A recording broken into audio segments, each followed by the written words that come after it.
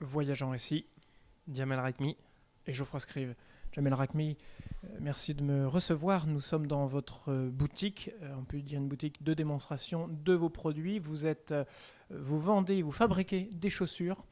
Vous aviez un local à Saint-Ouen, au nord de Paris. Nous sommes ici, en revanche maintenant, donc au sein de Paris intramuros. Et donc vous êtes bottier. Je voulais savoir si bottier, est-ce que c'est un métier qui se perd et que vous avez plaisir à faire connaître? Oui, c'est un métier malheureusement qui se perd avec tout ce qui se passe. Et c'est un métier passionnant, mais le problème c'est que avec le système économique aujourd'hui sur l'artisanat, malheureusement il y a des bottiers qui s'arrêtent et qui ferment. Et puis moi j'ai la chance de créer des choses intéressantes qui me permettent de maintenir le cap. Est-ce que le métier se perd parce qu'il y a une trop grande concurrence de la basket, essentiellement, avec des grandes marques? Ou est-ce que simplement un autre facteur est qu'il n'y a pas assez de jeunes motivés pour reprendre une activité de quelqu'un qui part en retraite? Non, je pense qu'il y a beaucoup de jeunes motivés à toucher l'artisanat, mais quand on rentre dans le système économique et le business, Hmm. on rentre dans un facteur qui est hyper compliqué, hyper concurrentiel, avec les grosses marques. Et aussi, il y a le côté basket qui marche énormément aujourd'hui. Donc les gens, ça a poussé aussi avec le confinement, avec ce qu'on a eu auparavant, qui porte les gens à être en télétravail et à se projeter sur des produits moins élégants et plus rapides à utiliser. Donc il y a ce facteur-là. Et puis voilà, l'artisanat, c'est un milieu, vous en parlerez plus juste après, mais c'est un métier qui est passionnant et qui prend le temps de le faire, et c'est un produit luxueux. Donc voilà. Comment, vous qui êtes âgé aujourd'hui de 35 ans, qui avez été sportif de haut niveau en course d'endurance, aux 3000 mètres, aux 10 km, aux 1500 mètres, comment passe-t-on justement de cette voie un petit peu sportive pour s'en détacher un peu et passer à la fabrication des chaussures que vous avez enfilées pendant de longues années? En fait, sportif de haut niveau, ça demande de l'exigence, ça demande d'être patient Mhm. et surtout de l'envie. Moi, ma petite citation à moi que je dis toujours, c'est on ne peut pas courir avec de l'argent dans les poches, mais on peut courir avec l'envie et le cœur qui va avec. Donc moi, j'ai toujours eu cet état d'esprit et ça m'a poussé avec le temps de m'orienter sur l'artisanat. Comment avez-vous commencé du coup, vous êtes parti de quelqu'un vous a formé, il vous a Bien donné les sûr, bien matières sûr, je ne suis pas venu comme ça par hasard. Là, ça fait maintenant un peu plus de 8 ans que je suis dans le domaine. Mais auparavant, j'étais sportif de haut niveau, au niveau national. J'avais un très bon niveau. J'ai commencé d'ailleurs tard, donc j'ai Ah oui, commencé à l'âge de 19 ans. ah oui, Ça paraît c'est hyper tard. tard Ouais, c'est tard. pour atteindre les objectifs. Et puis après, j'avais des qualités, mais ça suffisait pas. C'était surtout sur la détermination. Et j'ai réussi, avec un vrai entourage, d'atteindre un très très bon niveau national et d'être, on va dire, à une période dans les 20 meilleurs français, ce qui est intéressant à l'âge de Mm. 25-26 ans. Et je m'entraînais avec Maïdine Mikissi, qui est le triple médaillé olympique, l'un des meilleurs demi-fondeurs qui m'a appris, et surtout d'autres entraîneurs comme Slim, Farouk, qui sont dans le milieu de la course à pied et qui m'ont appris à être exigeant et à franchir des paliers à chaque fois. Du coup, quel attachement avez-vous simplement au pied? Le pied, moi je dis c'est la racine, Oui. et c'est là où tout se joue. Donc on a tendance, l'humain, à oublier la chaussure, ça paraît bête, mais c'est un détail qui est important, et sur la course à pied surtout, de prendre soin de son pied. On peut avoir des pieds douloureux, on peut avoir des pieds sanglants. Mm. Moi, toute cette période-là, je l'ai vécu avec la course à pied. Et c'était primordial d'avoir des vraies chaussures confortables et de se sentir à l'aise. Et qu'elles soient esthétiquement aussi belles. Oui. Parce que psychologiquement, ça joue beaucoup. Quand on a des dernières paires de baskets qui viennent de sortir et qui correspondent bien à la morphologie du pied, ça donne de la confiance. Et ça, déjà, ça a été un premier indicateur avec le temps de m'orienter sur la chaussure. Et quel rapport avez-vous, non seulement donc maintenant au pied, on l'a dit, mais à la matière? Parce que quand on voit les chaussures que vous avez dans votre boutique, ce sont des objets quasiment nobles. C'est très beau quand même. Oui. Donc il y a un rapport particulier que j'imagine avec le cuir, avec les odeurs, avec le toucher. Ça vient petit à petit. Vous avez découvert quelque chose à travers votre apprentissage ou c'était déjà un petit peu en vous? Bah, c'est venu avec le temps et c'est surtout avec les gens que j'ai rencontrés. Et ce qui s'est passé, c'est que j'ai eu des belles rencontres avec des directeurs artistiques de mode. Bah, il y a des gens qui m'ont accompagné, notamment Joaquin de Caladé, qui est aujourd'hui le directeur artistique de John Loeb. Mais auparavant, il avait son petit atelier. Et puis, j'ai décidé de le rencontrer parce que déjà, auparavant, j'étais un simple vendeur dans une marque française. Et en fait, ce qui s'est passé, c'est que arrivé à un certain âge dans la course à pied, malheureusement, on ne peut pas c'est difficile d'atteindre l'objectif qu'on voulait atteindre. Moi, ce que je voulais atteindre, c'était les Jeux Olympiques de Rio, que j'ai pas pu les faire. C'est pas joué à grand chose, pour être honnête avec vous. Mais bon, c'était l'objectif principal. Et puis juste après, j'ai décidé de m'orienter sur un métier. Et j'aimais la mode, j'aimais le côté artisanat. Et j'ai décidé de rencontrer des gens pour savoir comment construire un métier. Et puis j'ai rencontré la personne qui s'appelle, comme je vous ai dit, Joaquin, Oui. et qui m'a tendu la main. Et ça s'est passé en une après-midi, j'ai eu un déclic. Et je me suis dit, je vais faire ce métier. Et puis vous êtes aussi valeur d'exemple, c'est-à-dire que pour les jeunes qui nous écoutent ou qui vous connaissent, qui ont des aspirations sportives, que ce soit en course à pied, que ce soit en football ou que sais-je, ils s'aperçoivent que oui, parfois, à force de motivation, on peut y arriver, mais on peut aussi très bien ne pas y arriver. Ce qui peut sembler être un échec à quelques secondes peut-être d'une course à pied qui ne valide pas une inscription dans telle ou telle course ou tel championnat, derrière, vous montrez aussi qu'on est capable de rebondir sur une voie peut-être à laquelle on ne s'attendait pas. Ah, c'est clair. Pas du tout. Franchement, pas du tout. Après, quand on est sportif de haut niveau, le grand public voit le côté résultat, le côté bling-bling, mais il y a énormément d'échecs. Moi, j'ai eu beaucoup d'échecs. Comme je vous ai dit, j'ai commencé à 19 ans.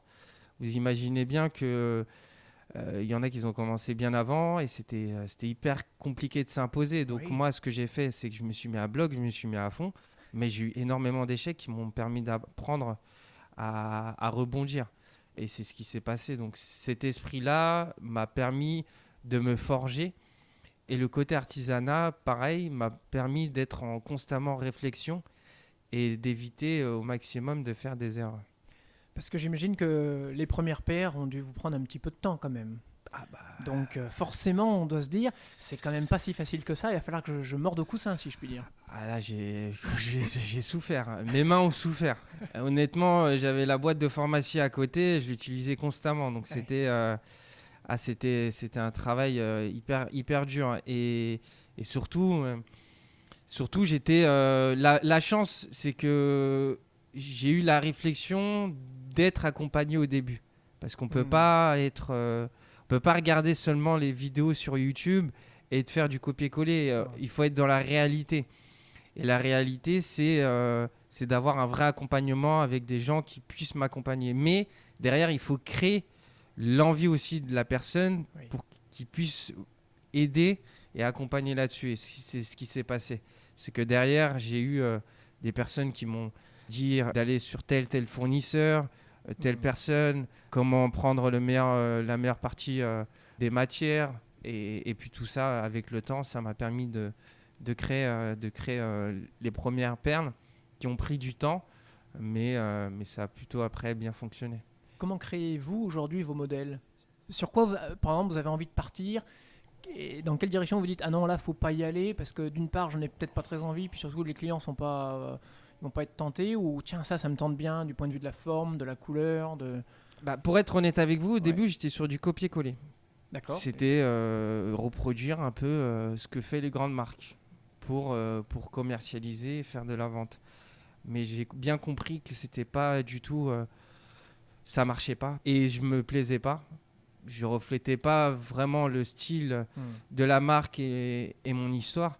Donc ce que j'ai fait, c'est que j'ai pris un petit atelier et j'ai commencé petit à petit à faire mes propres créations qui étaient sur le côté très artisanal, fait main, ce que j'ai appris avec les artisans renommés dans le milieu, Oui.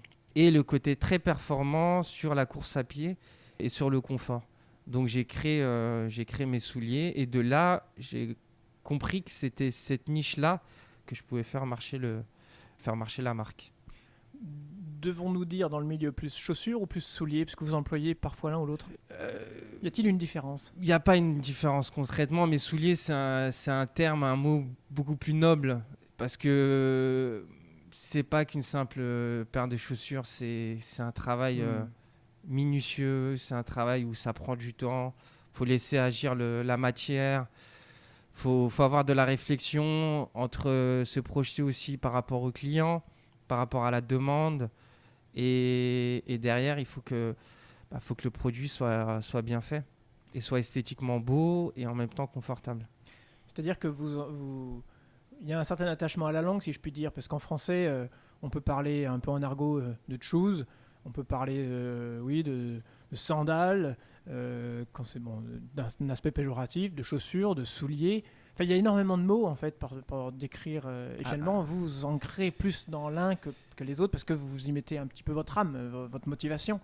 Ah, c'est clair. C'est la langue française, c'est ça qui est beau. Mais comme c'est un travail où ça me prend de la passion, c'est pour ça que je dis le terme soulier, parce que c'est un produit assez exceptionnel par rapport à la grande distribution, à ce qui se passe, et au côté artisanat que je veux mettre en avant en France, parce que avant ça, j'ai quand même voyagé entre l'Europe, l'Afrique et l'Asie aussi. C'est le côté French Touch que je trouve qu'il faut mettre en valeur, différent. Il faut vraiment s'adapter à ce qui se passe aujourd'hui. Et c'est ça que je pense qu'il faut mettre en avant sur mon produit. D'où viennent justement les matières que vous utilisez? Essentiellement de France? C'est difficile peut-être? Malheureusement, il y a des fournisseurs où en France, il n'y en a plus. Ah oui. Pour être honnête avec vous. Par exemple, les formiers, il en reste très peu en France, il n'en reste que 2. Les formiers, ce sont des personnes qui créent les formes en bois pour faire soit des embauchoirs ou des formes pour créer la chaussure. Donc moi, j'ai eu Hervé Brunel, qui est un formier renommé en France, qui m'a accompagné sur mes premières formes, qui est sur 3 types de formes: une forme arrondie, une forme carrée et une forme assez allongée, qui dégage 3 styles complètement différents en fonction de la morphologie du pied de la personne et en fonction du style. Hervé m'a accompagné, donc j'ai créé ces formes-là. Après, il y a malheureusement très peu de personnes qui font de la fabrication de lacets, des boutures, des contreforts, et je suis obligé pas obligé, mais d'aller où ça se fait de mieux, et c'est en Italie. En général, je me fournis en Italie. Donc, je me suis associé aussi avec une marque qui s'appelle Vibram, qui est spécialisée sur la montagne de base, sur les chaussures de montagne, et aussi sont diversifiés sur des modèles un peu plus habillés, et aussi sur le running. Êtes-vous allé les voir en Italie? Leur chaîne de fabrication, les personnes qui y travaillent?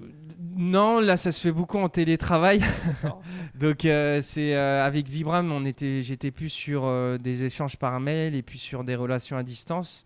Mais sinon, je vais très souvent moi-même sur place, que ce soit à Florence, à Naples, ou sinon je vais directement ici à Paris, où ils ont directement leur agent ici à Paris, pour que je puisse acheter les matières, le cuir. Et puis, il n'y a pas que l'Italie aussi, il y a le Portugal. Et puis voilà. J'aimerais bien revenir, parce que nous sommes là dans cette pièce où il y a cette table en bois sur laquelle vous avez accroché différents outils. Quel rapport entretenez-vous justement avec chacun de ces outils que vous avez dû manier? Je me dis, il y a peut-être un lien particulier, avec certains qui sont plus utilisés que d'autres, certains avec lesquels vous êtes peut-être plus blessé que d'autres. Les outils que vous voyez là, ça fait peut-être 6 ans que je les ai, et 80% des outils, je les ai déjà utilisés pour la fabrication. Après, c'est des outils ultra rares, parce que c'est des outils qui ont été créés en majorité en France ou en Allemagne. Et c'est des outils purement artisanaux qui m'ont permis de créer mes premiers souliers. Et je les ai un peu dénichés un peu partout en France. Oui. Donc c'était aussi un échange intéressant. C'est que par exemple, j'allais au sud de la France ou à l'est ou l'ouest. Et j'allais les récupérer et j'échangeais avec des artisans directement. Et c'est ça qui était aussi intéressant. Donc ces outils m'ont permis de créer les souliers et aussi d'avoir un apprentissage sur les futurs produits et les produits qui sont existants. Vous leur avez donné quelque part une seconde vie peut-être à ces outils pour certains ? Exactement, une seconde vie. Et je trouve qu'esthétiquement c'est joli, c'est beau, c'est noble. Et il y a un côté historique qu'il ne faut pas négliger. Et que, voilà, le soulier, les artisans français ou les artisans qui sont dans le monde de la chaussure rénovent et créent souvent de la création. Et puis moi je m'inspire énormément parce que sur les souliers, il y a beaucoup de gens qui ont créé, qui font de la création. Et puis moi, il faut avoir l'inspiration, que ce soit dans le soulier, dans la course à pied, tout ce qu'on observe. Donc voilà. Il y a un respect peut-être envers ces outils quand on les manie ? Bien sûr, il y a un parce énorme respect. Qu'ils ont été fabriqués par d'autres, pensés par d'autres. Exactement, ça a été énormément pensé, ça a été... ils ont utilisé les mains bien avant moi sur la fabrication. Et du coup, il y a un énorme respect. Et de là, on doit bien faire. Et c'est ça qui est important, c'est qu'on doit respecter déjà ce qui s'est passé avant sur l'artisanat et aujourd'hui aussi. Ont-ils des noms, chacun d'entre eux ? Non. En fait, le vocabulaire est assez particulier parce que si on va chez d'autres personnes, ils vont dire le fer à lisse, il y en a qui vont dire le chat, il y en a qui vont dire... Enfin, il y a plusieurs termes. Ah oui, donc, il y a plusieurs... les régions, les pays... le revers anglais sur la tige. Au Portugal, ils appellent ça le vivo. Donc, il y a plusieurs termes. Mais le langage corporel en dit long. Et c'est ça qui est intéressant. Donc, après, au final, c'est le résultat du produit. Je reviens aux chaussures, aux souliers, pardon. Parce que je vois derrière vous une chaussure qui a l'air quand même assez magnifique, avec des teintes assez incroyables. Comment définissez-vous et choisissez-vous les couleurs que vous voulez vendre, que vous voulez choisir pour vos souliers ? En fait, on est sur un produit sur mesure. Ce que vous voyez là, c'est un mocassin avec une couleur feuille d'automne. C'est un modèle qui est patiné à la main. Ah oui. Donc la patine, c'est une technique assez particulière. Il y a très peu de maisons qui puissent faire un effet... en fait, c'est un effet fondu. C'est un effet assez particulier visuellement. Et c'est de l'art. Là, on rentre dans l'art. L'art pur c'est comme un tableau et on dessine le tableau. C'est ça qui est joli. Donc on est sur un cuir crust brut qui est blanc ou de couleur plus ou moins foncée, plus ou moins claire, bleu ou gris, ça dépend aussi de la demande du client. Et on fait de la patine. Et là, j'ai été accompagné avec un coloriste en particulier qui s'appelle Ragé et qui bossait dans des maisons de luxe. Et puis voilà. Quand les clients passent le seuil de votre porte, que cherchent-ils avant tout en moyenne série ? Ils cherchent d'abord un produit esthétique, ils cherchent un produit confortable, ou ils cherchent une élégance ? Ou un mélange un peu de tout ça ? C'est un mélange. Honnêtement, c'est un mélange, mais ils cherchent plus un produit utile. Un produit où ils ont besoin. C'est vraiment un besoin. Il y a des gens qui ont besoin d'être élégants par rapport à un mariage, à un événement assez particulier. D'autres qui ont besoin pour leur activité, de la restauration, beaucoup de restaurateurs, des avocats, ou des gens qui veulent se sentir beaux. Et puis aussi un peu médical, parce qu'ils veulent un produit un peu plus confort. Donc ils ont des semelles par exemple orthopédiques. Donc moi je m'adapte en fonction des semelles orthopédiques que le client désire. Donc il y a un mélange de tout et c'est ça qui est intéressant. C'est qu'il faut avoir un esprit hyper ouvert et vraiment écouter le client sur le moindre détail. Donc moi comment je fonctionne, la méthodologie que je fonctionne, c'est que j'écoute le client, je vois son besoin, je prends note, ensuite je mesure la morphologie de son pied, donc je prends un simple crayon papier, une feuille, et je mesure son pied, je vois un peu son vécu, je questionne un maximum des questions pour être le plus précis possible. Sur les habitudes de marche, par exemple. Voilà, exactement. Je vois aussi sa paire de chaussures. Le pied d'appui. Exactement, pied d'appui, la voûte plantaire, enfin tous ces petits détails qui permettent que je puisse confectionner ensuite la paire de souliers vraiment en fonction de ce qu'il désire. Et puis il y a un côté aussi se sentir bien, donc on est sur un esprit, une boutique qui est aussi sympa et qui crée aussi une atmosphère accueillante. Oui. Donc moi je viens de la Méditerranée, donc la Méditerranée c'est assez chaleureux et c'est ça qui permet aussi de créer un espace assez sympa et aussi une relation humaine directe. C'est ça qui manque aussi par rapport à tout ce qui se passe, par rapport aux réseaux sociaux, etc. Là on est sur un contact direct avec le client, un vrai rapport humain. Et c'est ça qui est intéressant. D'où êtes-vous originaire, Rajul Al-Rakmi ? D'origine du Maroc. J'ai mes parents qui sont d'origine marocaine. Et puis j'ai grandi je suis né en France, j'ai grandi en France. Et je suis fier d'être français. Combien de temps se passe-t-il en général entre le client qui passe la porte ici et qui repart avec sa paire de chaussures ? Waouh. En fait, nous, on a 3 types de gammes. On a une gamme, la gamme bronze, la gamme argent et la gamme or. Ces 3 types de gammes sont les produits Rakmi. La gamme bronze, c'est une gamme de prêt-à-chausser où le client arrive et le produit est déjà existant. Donc, en général, il est là en boutique, en général, une bonne vingtaine de minutes. D'accord. Ensuite, il y a la gamme argent qui est une gamme de commande spéciale. Le client est là, il choisit la couleur, du modèle. Moi, on s'adapte en fonction de la morphologie du pied aussi. On est entre le prêt-à-chausser et le sur-mesure. Le délai, il est un peu plus... Il est d'1 semaine en général. Le temps de fabriquer la chaussure. Le temps de fabriquer la chaussure. Et puis le temps avec le client, mais il est en général de 45 minutes, donc ça prend un peu de temps. Ce qui est bien, c'est que vous nous apprenez finalement quelque part à ne pas consommer. C'est-à-dire qu'on n'arrive pas dans un magasin, on prend la paire de pompes, j'emploie le mot à dessein, et on taille la route, quoi. Ah non, du tout.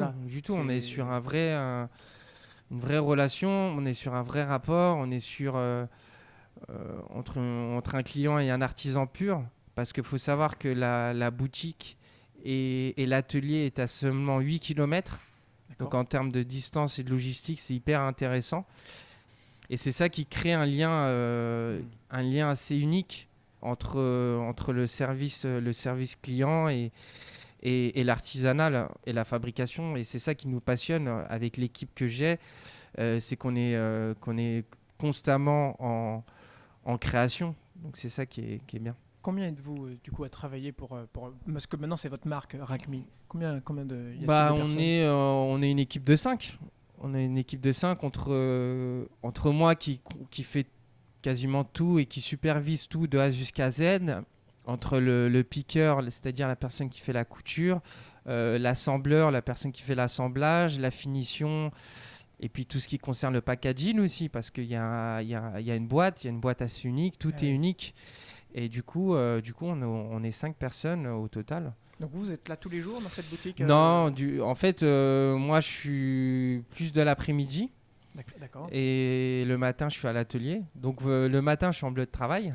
Et puis l'après-midi, je me dois d'être élégant parce que j'aime bien ce métier, accueillir les personnes, créer de l'émotion, de voir le regard des gens et se sentir à l'aise, se sentir en confiance, parce que moi je dis le soulier, c'est vraiment la finition de l'homme. Oui. C'est que au-delà de la chaussure, il y a aussi un côté éducation, il y a un côté respect, il y a un côté où il faut être patient, parce que ce soit dans les deux sens, entre le client et l'artisan, donc il faut être patient des deux côtés, c'est ça qui est intéressant. Et puis il y a une alliance entre les deux qui crée une alchimie autour d'un produit unique.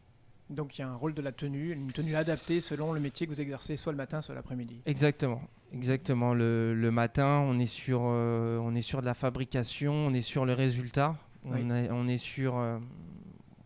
sur bien faire le produit.